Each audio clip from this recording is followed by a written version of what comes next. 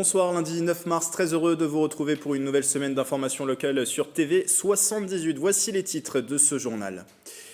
La barre des 20 cas de coronavirus a été franchie dans les Yvelines, parmi eux celui d'une enseignante de l'école des Sablons à Poissy qui a contraint les autorités à fermer l'établissement pendant 14 jours. Dans cette édition, nous verrons également comment les pharmaciens font face à l'épidémie. Le Covid-19 a largement perturbé la tenue du Paris-Nice 2020. 7 équipes ont renoncé à participer à la course cycliste au départ des Yvelines. Des restrictions aussi pour rapprocher les coureurs. Ambiance sur les lignes de départ à Plaisir et Chevreuse. Et puis la dernière ligne droite avant les élections municipales. Premier tour ce dimanche, l'actualité de la campagne avec ce soir la présentation des candidats à Trappes et la réunion chez l'habitant donnée par Catherine Perrotin, Rofast à Elancourt. Et puis à la fin de ce journal, direction Plaisir pour assister à une leçon de littérature.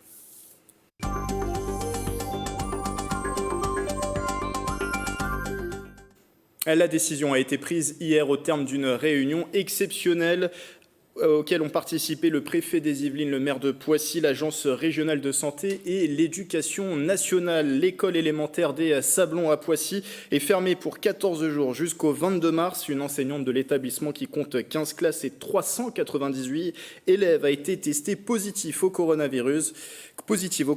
Son état de santé n'est pas inquiétant. Elle est confinée à son domicile pendant 14 jours. L'ARS enquête actuellement pour connaître les personnes qui auraient pu être en contact avec l'institutrice. La fermeture de l'école, décision nécessaire au Sablon où la continuité pédagogique sera tout de même annoncée. Écoutez à ce propos le directeur académique des Yvelines. Comme cette enseignante de CE1 a fait des cours de chorale à d'autres enfants de l'école, en fait, la décision a été prise de ne pas fermer simplement la classe, mais toute l'école. Et donc, on est en train d'organiser ce qu'on appelle la continuité pédagogique. Vous voyez, les enseignants, par exemple, vont devoir préparer des exercices d'entraînement pour les élèves, et ça pour 1 ou 2 jours. Et les familles vont être informées que ces exercices d'entraînement sont à consulter sur un blog, et qu'en cliquant sur ce blog, la classe de CE1, par exemple, si mon enfant est en CE1, eh bien, j'ai accès aux exercices que la maîtresse ou le maître a préparés pour les 2 jours à venir. Voilà, on est en train de tout organiser pour que les enfants ne perdent pas leur temps et puissent de chez eux travailler, quoi. On a inventé ce matin des modalités, même si on s'y prépare depuis 15 jours, mais en tout cas des choses très pratico-pratiques, quoi. Un nouveau cas donc de Covid-19 dans les Yvelines. Rappelons que le premier avait été décelé à Versailles mercredi dernier. D'après les informations de nos confrères du Parisien, 21 personnes seraient contaminées aujourd'hui dans les Yvelines. Le département n'est pas pour autant un foyer épidémiologique, les cas étant disséminés sur tout le territoire. 2 centres de diagnostic sont en tout cas installés et sont en place, le centre hospitalier de Versailles et celui de Mantes-la-Jolie. 4 cas, par exemple, ont été détectés à la maison de retraite du Cœur-Volant à Louvciennes. L'établissement a donc été confiné depuis ce dimanche 15h. L'origine de la contamination viendrait d'un personnel soignant de remplacement. Aucun des résidents n'a été hospitalisé. Leur état de santé n'est pas inquiétant pour le moment.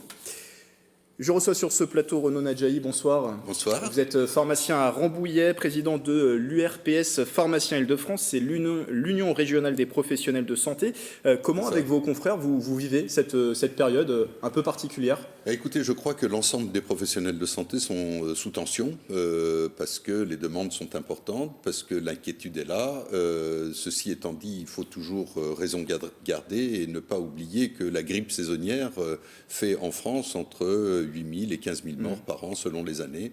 Donc pour l'instant, on est dans ce cadre-là et que bien sûr, il faut être respectueux d'un certain nombre de mesures barrières, comme ça a été déjà annoncé à plusieurs reprises et relayé sur toutes les chaînes d'infos. Eh bien, on est sollicité. C'est une ruée que vous observez depuis quelques jours dans les pharmacies ? Le centre 15 subit depuis pas mal de temps cette approche-là. Il y a le numéro national aussi. Et puis, effectivement, l'ensemble des pharmacies, nous sommes sollicités notamment pour le gel hydroalcoolique qui est aujourd'hui, pour l'instant, en rupture. Aujourd'hui, on est vraiment en rupture de stock de ce gel hydroalcoolique. Donc, il est en rupture dans la quasi-totalité des pharmacies. Et j'attire quand même l'attention sur le fait qu'il faut vraiment prendre des produits qui soient fabriqués avec toute la sécurité nécessaire autour d'un produit qui est un produit d'hygiène, certes, mais s'il n'est pas bien fabriqué, il n'est pas forcément ni efficace, et encore plus, il peut entraîner peut-être quelques réactions non souhaitées. Et d'ailleurs, pour contrer l'action de quelques gens un peu scrupuleux, le gouvernement a plafonné, a fixé un prix de 2 euros pour ces gels hydroalcooliques pour 50 millilitres, 2 euros pour ces gels. D'ailleurs, le gouvernement vous a autorisé depuis quelques jours à fabriquer vous-même ces gels hydroalcooliques, à autoriser les pharmaciens, pardon. Qu'est-ce que vous pensez de cette décision? Est-ce que c'était une bonne décision à prendre? Écoutez, l'ensemble des pharmacies sont en capacité de faire un certain nombre de préparations. C'est vrai qu'avec l'industrie maintenant, c'est de moins en moins le cas, mais on a été formé pour ça. Ça fait partie de notre métier et notre spécificité. Et je crois que c'est une très bonne solution ou décision en tout cas qui a été prise, parce qu'on est parfaitement en capacité de fabriquer non pas le gel, parce que il faut mettre un gélifiant dedans, mais en tout cas un soluté hydroalcoolique avec les mêmes propriétés aussi bien contre le virus que les bactéries, pour avoir cette hygiène nécessaire et faire barrière à la progression du virus. Ça, vous le dites, tous les pharmaciens, a priori, sont en capacité de pouvoir le faire? Tous les pharmaciens sont a priori en capacité de le faire, sous réserve qu'ils aient bien le préparatoire qui soit toujours en fonction, et s'ils le souhaitent, ce n'est pas une obligation. On a parlé des gels hydroalcooliques, il y a aussi les masques qui sont prisés. Les pharmaciens les vendent, mais alors ce sont seulement pour les professionnels de santé, les malades, que sont vendus ces masques? Alors, il y a une rupture effectivement pour les masques, enfin les différentes formes des masques, et que l'on a reçu une dotation spécifiquement pour les professionnels de santé, parce qu'il est évident qu'il faut protéger les professionnels de santé dans leur ensemble afin de combattre cette évolution de cette épidémie, et que dans un certain nombre de cas, sur prescription médicale et à condition que ce soit nécessaire pour la personne, c'est-à-dire quelqu'un qui est immunodéprimé ou qui est sous traitement notamment de chimiothérapie, etc., on peut dépanner dans un premier temps, parce que notre dotation a été seulement de quelques boîtes, donc ça va très très vite. Dernière question en 20 secondes. À votre avis, le rôle du pharmacien dans ce genre d'épisodes qui aussi peuvent amener ce genre d'épisode à quelques psychoses, quel est le rôle du pharmacien? D'abord, le rôle de pharmacien, c'est d'essayer de calmer le jeu, de remettre les choses à leur juste niveau. Bien sûr, il faut encore une fois être prudent, et le pharmacien fait ce conseil et cet accompagnement tout au long de l'année, tout le temps. Là, on met en lumière effectivement parce que c'est sous tension, mais c'est notre métier que d'accompagner dans ce cadre-là, mais aussi dans la traumatologie et un certain nombre de pathologies que le pharmacien désengorge, notamment les services de soins. Et je crois qu'il est important d'identifier et de souligner cette action qui devrait être, encore plus mis en avant. Eh bien, merci Renaud Nadjaï d'être venu en parler en plateau. Je rappelle que vous êtes pharmacien à Rambouillet, président de l'URPS Pharmacien Île-de-France. On a parlé des gestes barrières. Je vous invite à vous rendre sur le site du ministère de la Santé pour connaître tous ces gestes barrières. La célèbre course cycliste Paris-Nice est bien partie des Yvelines malgré le contexte sanitaire, mais toutefois avec quelques mesures de prévention liées au coronavirus. Les conférences de presse ont par exemple été annulées, les poignées de main interdites et le speaker plus concis que d'habitude. Manon Varaldo pour ce sujet. La course Paris-Nice est partie pour sa 11e édition depuis les Yvelines, mais cette année, les spectateurs ne pouvaient pas s'approcher des bus et des coureurs pour cause de consignes liées à l'épidémie de coronavirus. C'était décevant. Moi, je me posais la question si l'événement allait être maintenu parce que vu qu'il y a le coronavirus, c'est vraiment une tragédie pour les événements sportifs en général. De ce que je vois, je pense qu'il n'y a pas beaucoup de monde parce que l'événement fait que les gens ont un peu peur. Le public était moins nombreux cette année, mais les vedettes de la célèbre course n'ont pas manqué le rendez-vous. Pour Philippe Gilbert, c'est Sam Bennett. Les coureurs sont montés sur le podium, mais le speaker avait pour consigne de ne pas les interroger. Thomas Vaucler, ancien cycliste, a remis aux jeunes pédaleurs yvelinois un casque. Julien Alain Philippe a reçu le prix du fair play. Il avait donné, lors du Tour de France, son maillot jaune à un enfant sur le bord de la route qui avait froid. Les cyclistes, eux, ont dû braver la pluie. À 11h, top départ pour les coureurs du Paris-Nice. Hier, dimanche, ils se sont élancés depuis plaisir. Ce jeune de 11 ans a lui aussi tout donné. J'ai pédalé pour faire un smoothie, ça fait mal aux jambes. Malgré la pluie, le public s'est essayé aux animations autour du vélo proposées dans le village du Paris-Nice. On a le freestyle airbag qui est un gros coussin géant où c'est une véritable structure d'initiation et d'entraînement puisqu'il y a des éducateurs qui sont présents aussi. On a aussi le Dresienne Park, donc qui est vraiment un parcours de Dresienne pour les enfants. Je suis parti, j'ai fait la course au vélo. Après j'ai fait un simulateur de pente en vélo. Les freestyles qui sont juste là-bas, c'est quand on les voit faire des tours, des saltos, c'est super. Autre animation, ce jeune homme de 16 ans pratique le trial depuis 4 ans dans un club à Épône. Il enchaîne figures et obstacles sous les yeux des spectateurs. Il faut le franchir avec la plus belle et les meilleures techniques pour pouvoir aller de plus en plus haut. Et ça demande pas mal d'entraînement et il faut le faire sérieusement l'entraînement surtout. Et du sérieux, il y en avait avec le coronavirus. Les précautions étaient de mise, des gants pour toucher les guidons des vélos du village d'animation. C'était très sportif, on s'y attendait pas, mais effectivement c'était assez sportif. Bon, j'ai dû me battre contre le vélo blanc là, qui essayait de me rattraper, mais c'était très sympa. C'est un très beau événement pour plaisir surtout, et pour un hommage au Roland Polydor. Avec le coronavirus, 7 équipes ont décliné leur participation à cette course, mais l'organisation a ouvert les inscriptions à d'autres groupes. Une première étape à plaisir remportée par Maximilian Charman. Et puis après plaisir, la deuxième étape du Paris-Nice prenait le départ ce matin de Chevreuse. Mickaël Elmidoro et Nicolas Dandry étaient sur place.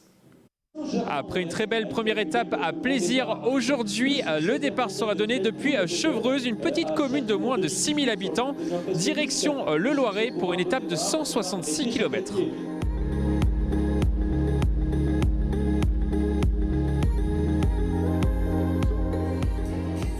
Je suis avec Madame le maire de Chevreuse. Madame le maire, j'imagine que vous êtes ravie d'accueillir ce Paris-Nice ici. C'est fabuleux pour une commune comme la nôtre, c'est vraiment un honneur et puis c'est vraiment un moment génial à partager avec tous les bénévoles, tous ceux qui se sont motivés pour cette organisation. On est vraiment ravis et fiers d'accueillir le Paris-Nice. Ouais. Comment ça se prépare justement un Paris-Nice dans une ville?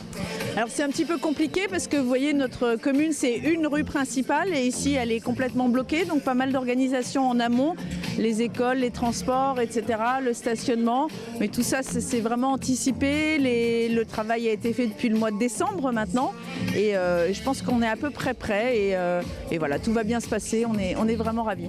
Chevreuse, c'est une petite commune de moins de 6000 habitants qui va être connue au niveau mondial maintenant. Alors j'espère qu'elle l'était déjà, on a plein d'atouts qui font qu'on devait déjà être connu, donc j'espère que ce sera juste une confirmation qu'à Chevreuse on fait de belles choses et qu'on est ravis d'accueillir du public pour des événements comme ça, comme pour d'autres. La suite à voir dans l'émission 7-8 Sport, c'est à retrouver après ce journal sur TV 78. Et en raison du coronavirus, on a appris aujourd'hui l'annulation d'un autre événement, le 13e Eco-Trail de Paris qui devait prendre le départ samedi depuis l'île de loisirs de Saint-Quentin en Yvelines. Un autre événement, le mondial du golf prévu la semaine prochaine à Mantes-la-Jolie, est également annulé.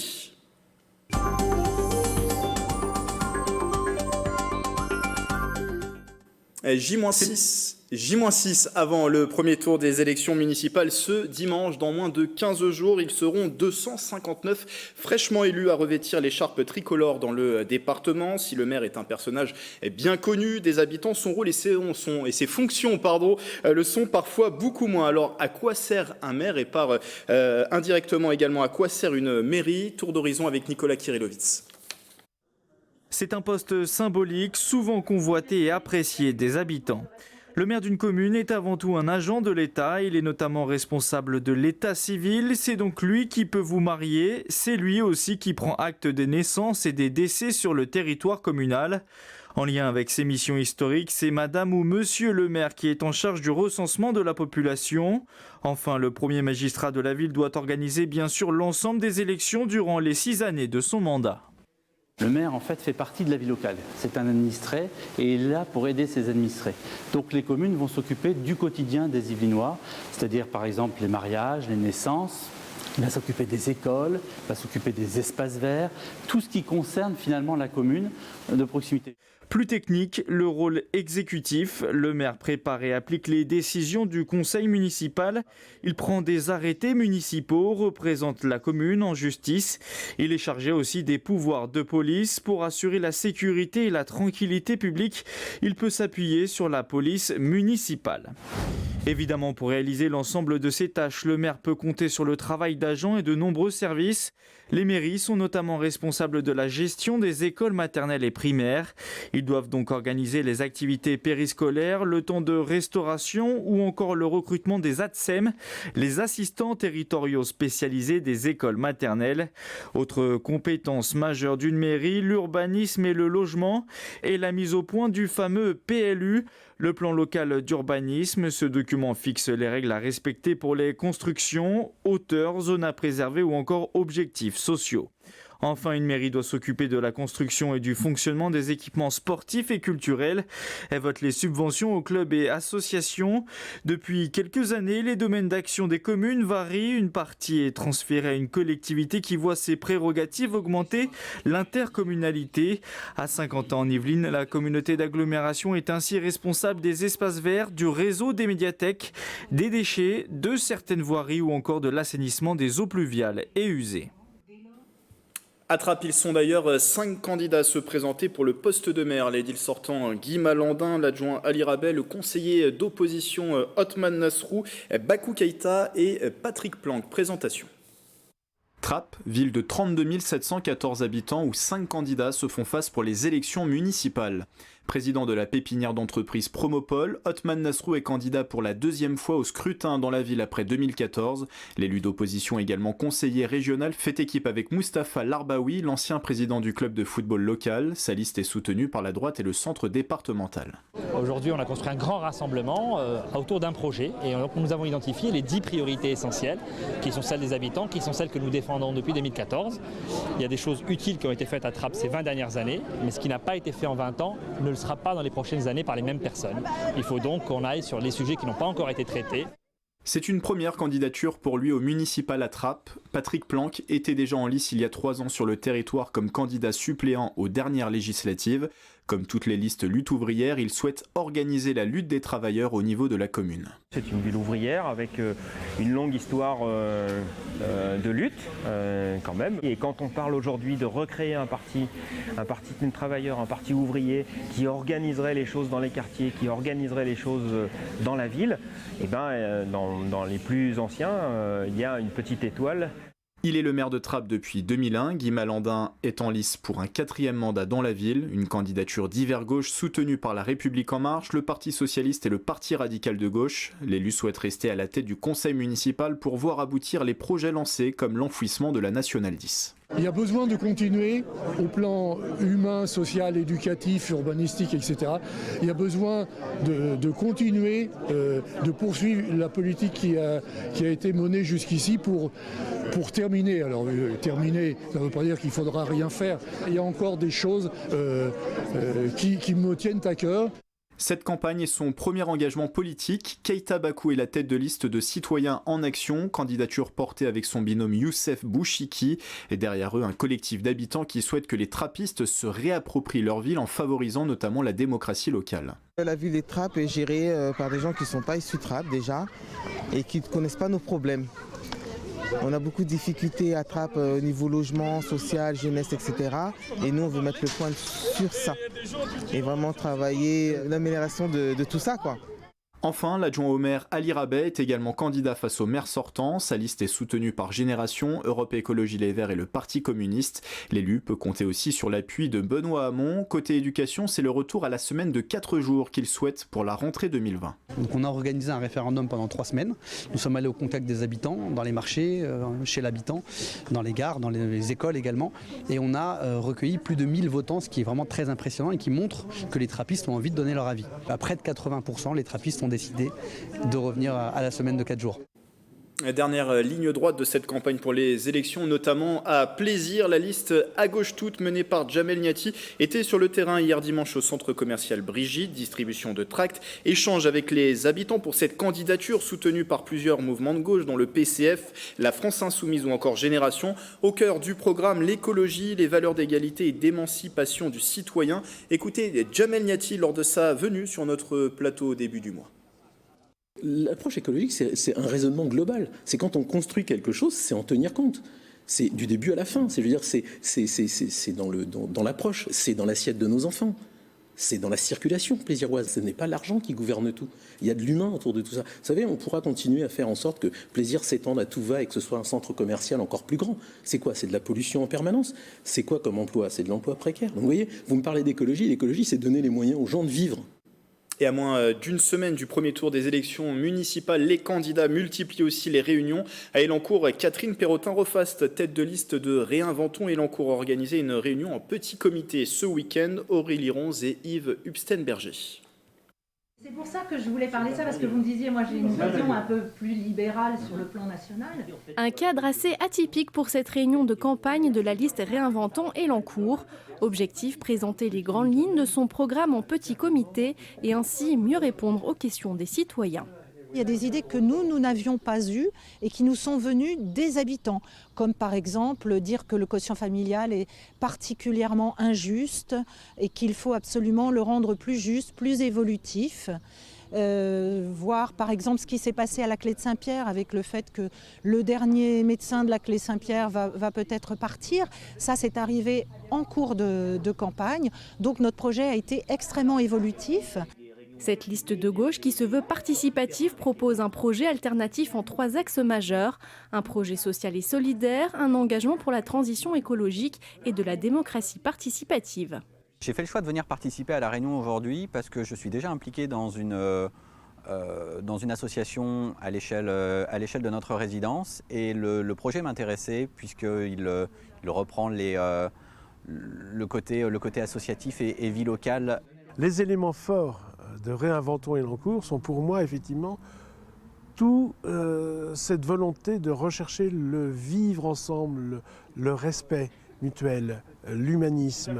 Organiser cette réunion chez moi aujourd'hui, il y a une semaine des élections, était une manière effectivement de concrétiser encore plus loin ce travail-là.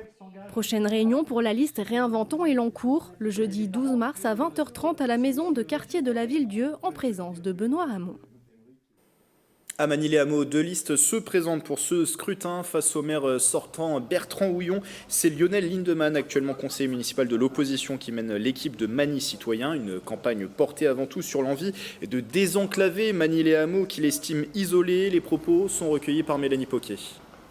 On considère qu'on ne tire pas assez parti de notre lien avec la communauté d'agglomération, avec Paris-Saclay. Voilà, donc ça c'est l'un des axes principaux de notre programme.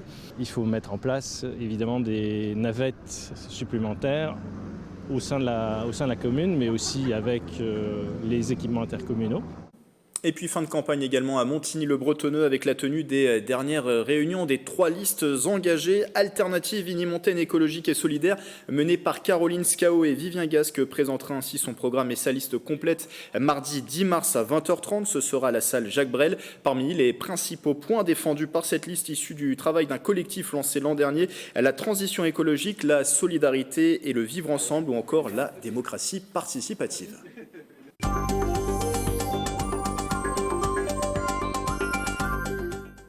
On termine ce journal à plaisir. Les élèves du lycée Jean Villard ont accueilli l'écrivain Hugo Boris, auteur du roman Police. Il sera prochainement adapté au cinéma avec Omar Sy et Virginie Efira à l'affiche. Il a pu raconter son parcours au lycéen, mais aussi parler de littérature. D'autres auteurs participeront d'ailleurs à la leçon de littérature dans les villes de Saint-Germain-en-Laye, de Versailles ou encore de Saint-Cyr-l'École. Le reportage de Mathilde Demy.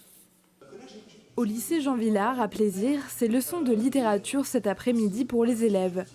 Hugo Boris, écrivain, raconte aux lycéens son rapport à l'écriture, son parcours personnel et donne quelques conseils pour trouver de l'inspiration et développer sa créativité.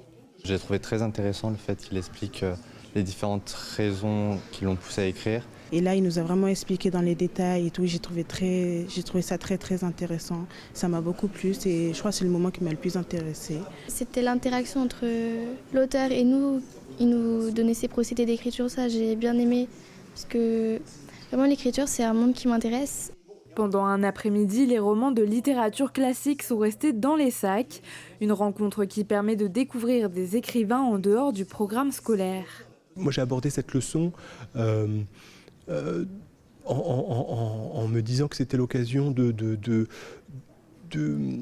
parler de littérature de l'intérieur. C'est vraiment comment j'élabore, je construis un livre. Une action proposée par la région Île-de-France et par les professeurs du lycée. Une fois par an, un écrivain vient parler de son actualité aux lycéens. Laurence Souchon, professeur de lettres, a proposé cette rencontre avec Hugo Boris. C'est une vraie rencontre vivante.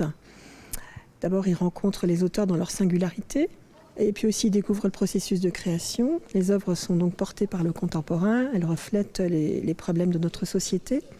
Une leçon de littérature qui a redonné envie de lire et d'écrire à de futurs écrivains en herbe.